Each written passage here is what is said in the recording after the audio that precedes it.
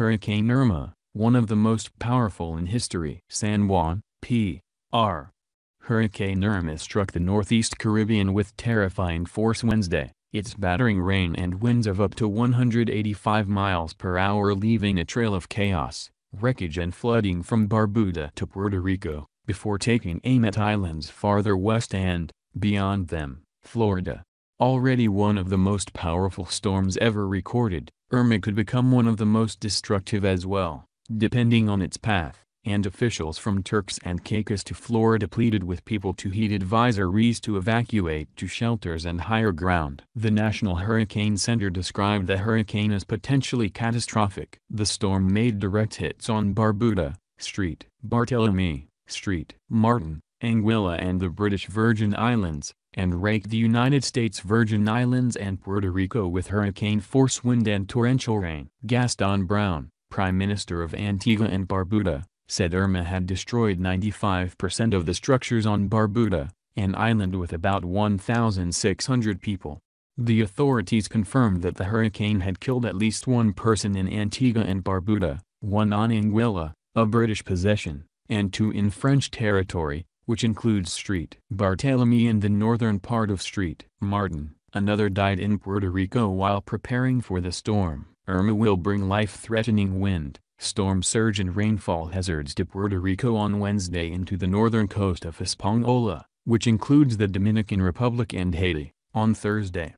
The Hurricane Center warned it will pass directly over, or very near, the low-lying islands of Turks and Caicos, a British possession, and parts of the Bahamas on Thursday and Friday, the center forecast, and push a storm surge of seawater 15 to 20 feet high. The surge could put large parts of the islands underwater. Hurricane Irma, now a Category 5 storm, threatens the Caribbean and Florida September 4, 2017. Hurricane Irma, packing 185 mph winds, makes landfall in Caribbean September 5, 2017, across the islands that were hit on Wednesday. People posted videos and photos online of the hurricane's fury, debris flying sideways and near zero visibility, roofs ripped off structures, waves surging into buildings, downed trees and utility poles, and streets that had turned into raging currents carrying away cars and trucks. The French Interior Minister, Gérard Collomb, said the four sturdiest buildings on St. Martin had been destroyed, which means that in all likelihood the more rustic buildings are probably totally or partially destroyed. With phone lines and electricity cut in many places, and roads impassable, President Emmanuel Macron of France and other officials said it was far too early to assess the true toll, in either lives or property.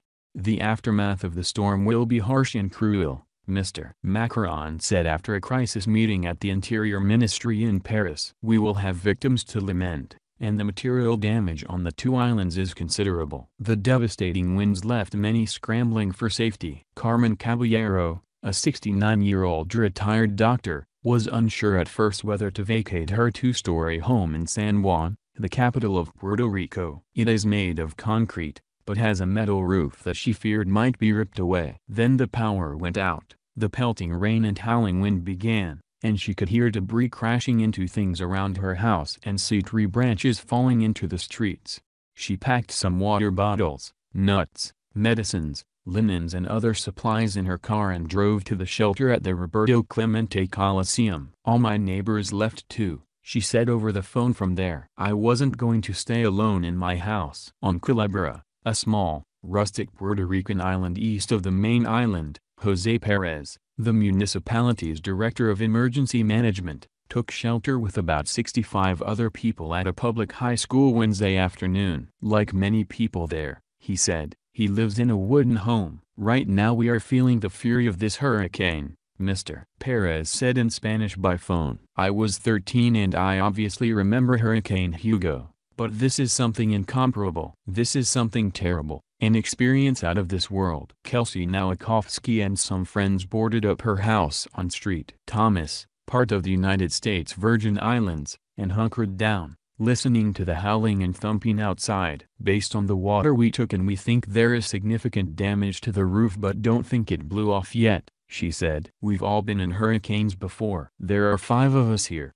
but have never felt anything like this before," she added. "It feels seismic, it feels catastrophic." Alex Wolfall, a British public relations consultant who was staying at the Westin Resort on the Dutch side of St. Martin, posted a stream of alarming updates on Twitter while taking shelter with other guests in the hotel's reinforced stairwell. He described thunderous sonic boom noises and the scream of things being hurled against the building. "This is like a movie I never want to see," he wrote. Throughout the region, communication was spotty at best. Calls to people, businesses and government agencies, even the British Virgin Islands Department of Disaster Management, rang without being answered, or did not ring at all.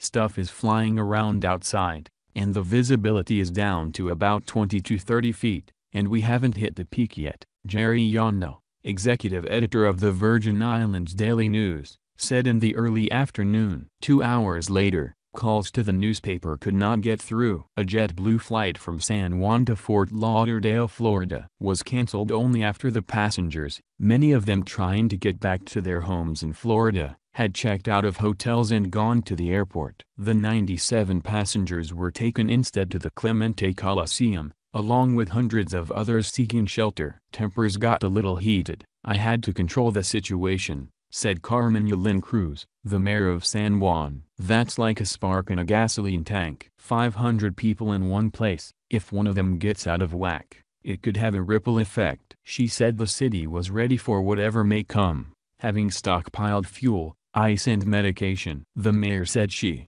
her family and their dogs would stay at the stadium, too. "If they get wet, I get wet," she said. Irma hit just days after Hurricane Harvey caused record flooding in Texas. With 2 other storms now reaching hurricane status, Jose, trailing behind Irma, and Katia, in the Gulf of Mexico, meteorologists noted the unusual occurrence of 3 hurricanes forming at once in the Atlantic Basin.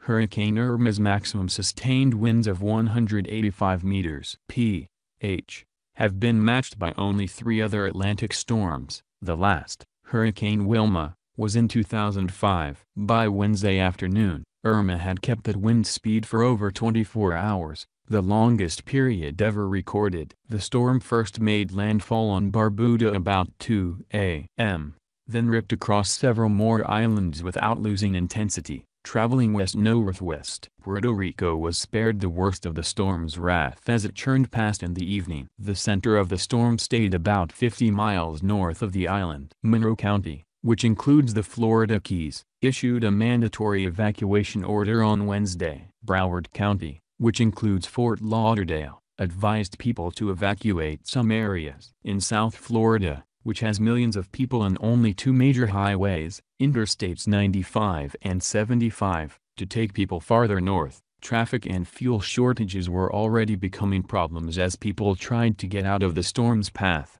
Even so, more evacuation orders and advisories are expected in other parts of the region, and officials urged people to follow them, assuring the public that plenty of shelter space will be available. "I cannot stress this enough," Governor Rick Scott said. "Do not ignore evacuation orders. We can rebuild your home, but we cannot rebuild your life." Source News, New York Times. If you like video, please subscribe to my channel.